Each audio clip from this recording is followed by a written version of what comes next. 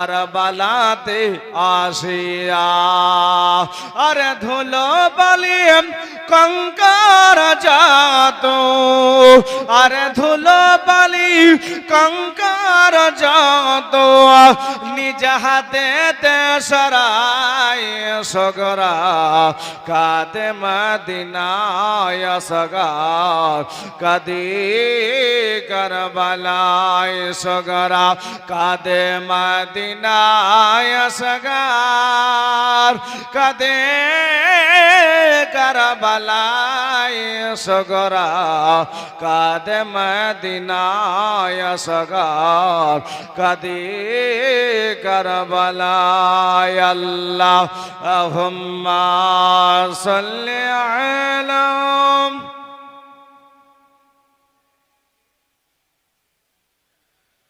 মাওলানা মুহাম্মদ ওয়ালা আলে সাইয়্যিদিনা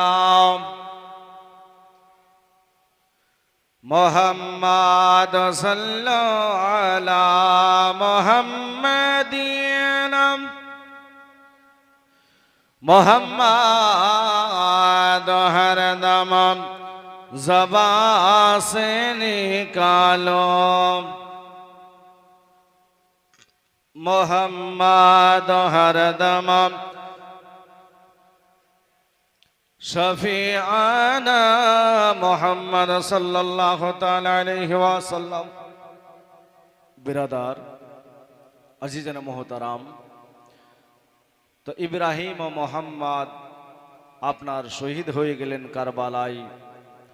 এইভাবে একের পর এক আওন মোহাম্মদ, আলী আসগার, আলী আকবর, এইভাবে একের পর এক সবাই আপনার শহীদ হয়ে যাবে। ইমাম হোসেন রাদিয়াল্লাহু তাআলা আনহুকে বললেন, ইমাম হোসেনের বিবি বলে, স্বামী গো, আপনার কাছে তো কোনোদিন কোনো কিছু আবেদন করি নাই, তবে আজকে আপনার কাছে আমি একটা জিনিস আবেদন করব। ইমাম হোসেনের বিবি বললে, ওগো আমার স্বামী যাও, আমার বাবা ইরান দেশের বাদশাহ ছিল, আমি হলাম ইরান দেশের বাদশার বিবি, আমি হলাম ইরান দেশের বাদশার বেটি। আমি কোনদিন আপনার কাছে কোনদিন কোনো কিছু আবেদন করি নাই, তবে আজকে আপনার কাছে একটা আমি আবেদন করব। আপনার কাছে আমি আইলানা চাই না, আপনার কাছে আমি মাস্করা চাই না, আমি আপনার কাছে অন্য কিছু সোনা চাই না, টাকা চাই না, পয়সা চাই না। বলে, বিবি রে, তবে আমার কাছে তুমি কি চাও বলে দাও। বলে, হুজুর গো, আমার 6 মাসের আলী আসগার, আমার 6 মাসের আলী আসগার পানির জন্য ছটফট করতেছি। আমার আলী আসগারে পানির জন্য ছটফট করে গো, কলিজা পর্যন্ত শুকিয়ে গেছে। আপনি আমার 6 মাসের আলী আসগারের জন্য ফোরাত নদী থেকে পানি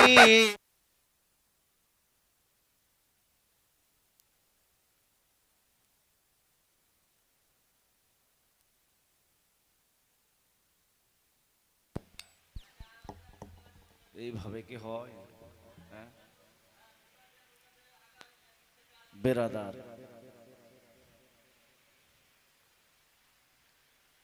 জেনারেটরে চলুক না, অসুবিধা কি? বেশিক্ষণ তো লাগে নাকি? এত বড় আয়োজন করে যদি তেলের জন্য চিন্তা ভাবনা হয় এত, তো কি করে হবে? বেরাদার আজিজানে মোহতারাম, ইমামে হোসাইন রাদিয়াল্লাহু তাআলা আনহুকে বললেন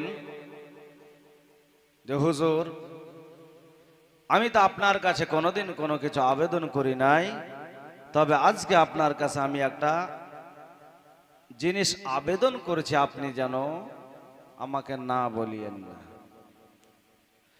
ইমাম হুসাইন রাদিয়াল্লাহু তাআলা আনহু বললেন, বিবি তুমি আমার কাছে কি যাও বলে দাও।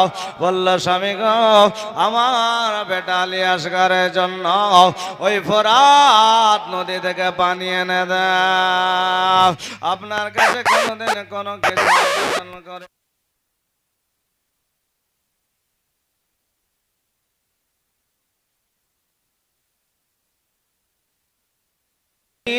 দিনা লানা মুহাম্মদ ওয়ালা আলে সাইয়্যিদিনা মাওলানা মুহাম্মদ সাল্লাল্লাহু আলা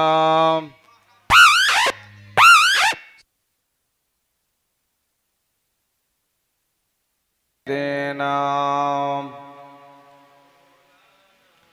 মোহাম্মদ সাল্লাল্লাহু তাআলা আলাইহি ওয়াসাল্লাম। বিরাদার জিজান মুহতারাম, ইমাম হোসাইন আলী আসগরের জন্য বাবা ওই ফোরাত নদীতে পৌঁছে গেল। ফোরাত নদীতে গিয়া আপনার পানির জন্য ফোরাত নদীতে ইমাম হোসাইন নেমে গেল। চামড়ার মাসুকের মধ্যে পানি ভরে নেওয়ার পরে দুলদুলকে বলে, দুলদুলকে পানি পান করে নে। দুলদুল বলে, আল্লাহ এই পানির জন্য আলী আসগর শহীদ হয়ে যাবে, এই পানির জন্য আলী আকবর শহীদ হয়ে যাবে, এই পানির জন্য মুহাম্মদ শহীদ হয়ে যাবে, আমি পানি পান করব না। আমার হোসাইন শহীদ হয়ে যাবে, এই পানির জন্য আমি পানি পান করব না। ইমাম হোসেন রাদিয়াল্লাহু তাআলা আনহু জানিয়ে দিল, ইবনে জিয়াদের লোকেরা তোমরা দেখে নাও, দেখে নাও, ইমাম হোসাইন যদি আজকে ইচ্ছা করতো ফোরাত নদীতে যেতে হতো না। ইমাম হোসাইন যদি চিন্তা করতো আমি ফোরাত নদী তোমার কাছে যাব না, তুমি আমার কাছে এসো, ইমাম হোসাইন যদি কথা বলতো ওই ফোরাত নদীর নিকটে ইমাম হোসাইনকে যেতে হতো না, ইমাম হোসাইনের কাছে ফোরাত নদী চলে আসতো। কেন বাবাজি, কেন কেন? আমার ইমাম হোসাইনের গোলামের গোলামের গোলাম আমার খাজা মাইনুদ্দিন চিশতি রহমাতুল্লাহি তাআলা আলাইহি, আমার সুলতানুল হিন্দ খাজা গরিবে নওয়াজ আনা সাগরের নিকটে বলে দিল, রে আমার মুরিদ যাও যাও, তুমি পানিকে বলে দেবে, ও পানি তুঝকো খাজা নে বোলায়া, ও পানি তোমাকে খাজা ডেকেছে। সঙ্গে সঙ্গে একটা আনা সাগরের পানি লোটার মধ্যে ঢুকে খাজার দরবারে হাজির হয়ে গেছে। চিন্তা করে দেখো, ইমাম হোসেন যদি বলতো ফোরাত নদী রে আমি তোমার কাছে যাব না, তুমি আমার কাছে এসো, ফোরাত নদী হাজির হয়ে যেত। কিন্তু না না না না না, ইবনে জিয়াদকে জানিয়ে দিল, দেখো 22,000 সৈন্য থাকার পরেও আমি ইমাম হোসেন ফোরাত নদীতে গিয়ে পানি এনেছে। ওকে আমার আব্বা জীবনেরা, ইমাম হোসেন রাদিয়াল্লাহু তাআলা আনহু ফোরাত নদীতে নেমে যাওয়ার পরে বাবা 9 থেকে 10 লিটার পানি আপনার ওই চামড়ার মাসুকের মধ্যে ভরে আপনার জন্য এখন চলে আসবি। আলী আসগর বলে, আব্বা যান পানি পান করিয়ে দিন গো আব্বা যান, আমি যেন সহ্য করতে পারি না, আমি পিপাসার জ্বালা সহ্য করতে পারি না, আপনি আপনি আপনি আমাকে পানি পান করিয়ে দেন। ইমাম হোসেন বলে, বেটা আলী আসগর তোমার মায়ের কোলে বসে বসে তুমি পানি পান করবে রে বেটা, তুমি চিন্তা করো না রে বেটা, চিন্তা করো না, আমি তোমার জন্য 9 লিটার পানি নিয়েছি রে বেটা, তুমি তোমার মায়ের কোলে বসে বসে পানি পান করবে। আলী আসগর বলে, আব্বা গো এখন যদি একটু পানি পান করতাম গো আব্বা যাও, বলে বেটা রে এখনই তো ঘোড়া দৌড়িয়ে দেব রে বেটা, ডেরায় পৌঁছে যাব, তোমার মায়ের কোলে বসে পান করবে। ওই দিক থেকে বাবা হুড়মুলা পাপি হিরক জন্য জহার মাখানো তীরখানা যেন বাবা আলী আসগরের দিকে আপনার লক্ষ্য করে মেরে দিল। আলী আসগরের হুলকুমি যেন লেগে গেল। আলী আসগর বলে আব্বা আর পানি পান করা হলো না গায়ে আব্বা যা, আমার গলি যাও, আমার গলায় যেন তীর মেরে দিয়েছে হুলকুমে। আলী আসগর বলে আব্বা গো আমার আর পানি পান করা হলো না গো আব্বা। ইমাম হোসেন বলে বেটা একটু ধৈর্য ধরো রে বেটা, বলে আব্বা জানে গো আমি আর পানি পান করতে পারলাম না। আমার হোসেন বলে বেটা দুনিয়ার পানি না খেয়েছো তো কি হয়েছে রে বেটা, আমার নানা যাও তোমার জন্য হাউজে কাউসারের পানি নিয়ে দাঁড়িয়ে থাকবে। ও বেটা তুমি চিন্তা করো না। আলী আসগরে যেন কুলকুমে তিল লেগে গেছে, শরীরটা যেন রক্তই রক্ত তো হয়ে গেছে।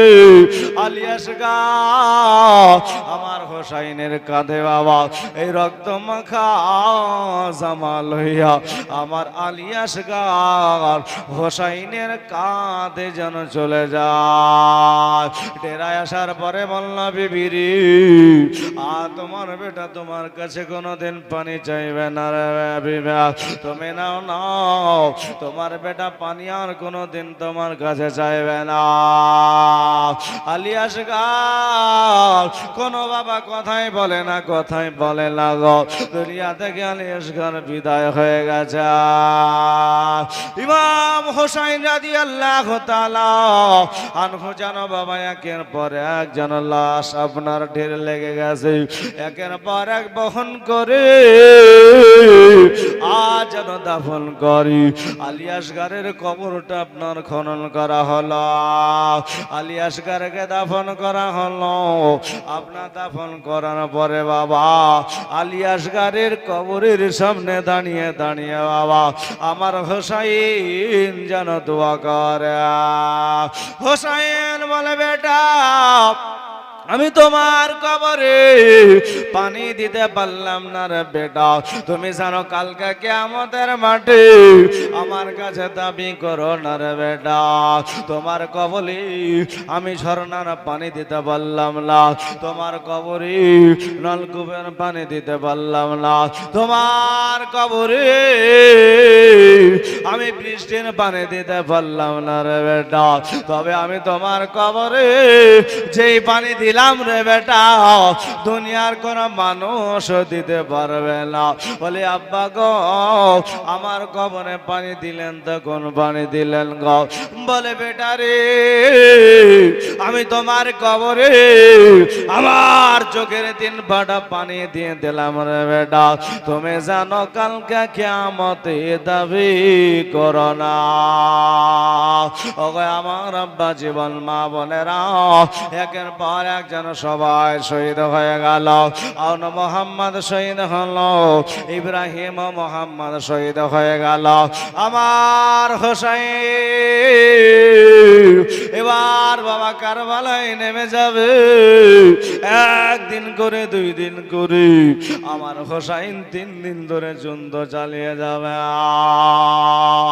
বল জাইনাল আবেদিন বিরাদার মিল্লাত ইসলামিয়া ইমাম হোসাইন বলে বোন রে আমি যে কারবালায় চলে যাব, 8 তারিখ হয়ে গেল যুদ্ধ বাবা চালিয়ে যায়, 9 তারিখ হলো আপনার যেন যুদ্ধ বাবা চালিয়ে যায়।